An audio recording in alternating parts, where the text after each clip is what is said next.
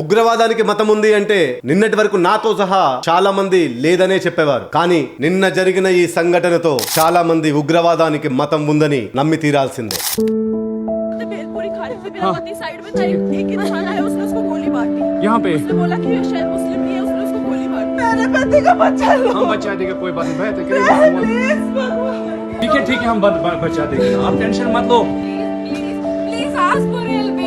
Okay, don't worry.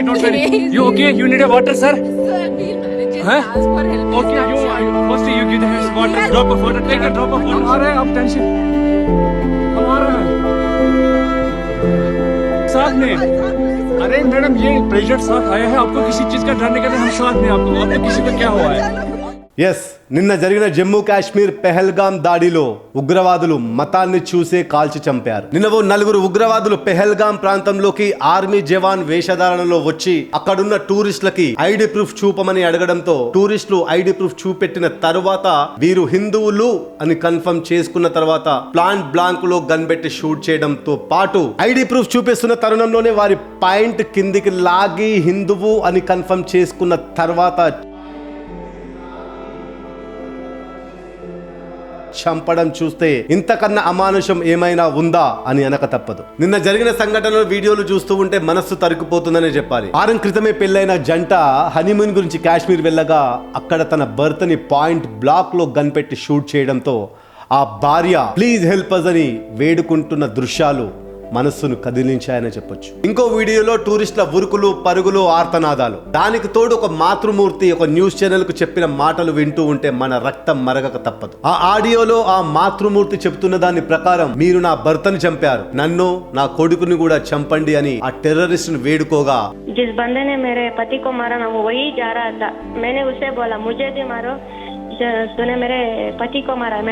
मेरे सन में भी बोला तो उसने हमें नहीं मारा.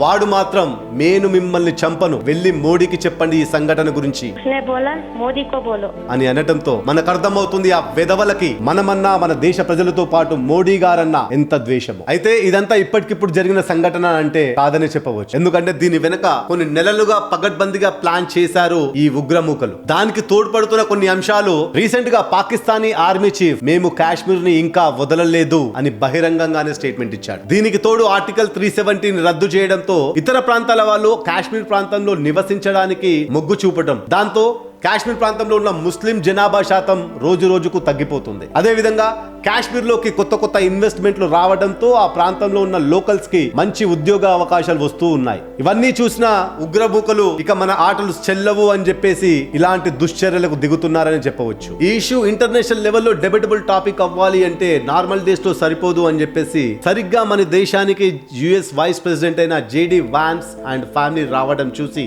ఈ దుశ్చర్యకు పాల్పడ్డారు. జేడి వాన్స్ గారి మన దేశానికి రాక అదే సమయంలో ఈ ఉగ్రమూకల దాడి వెరసి ఈ న్యూస్ ఇప్పుడు ప్రపంచ మీడియాలో హాట్ టాపిక్ గా ఉంది. దీనికి తోడు ఈ సంఘటనకి మరియు చైనాకి సంబంధాలు ఉన్నట్లు మీడియా హౌసెస్ గట్టిగా నమ్ముతున్నాయి.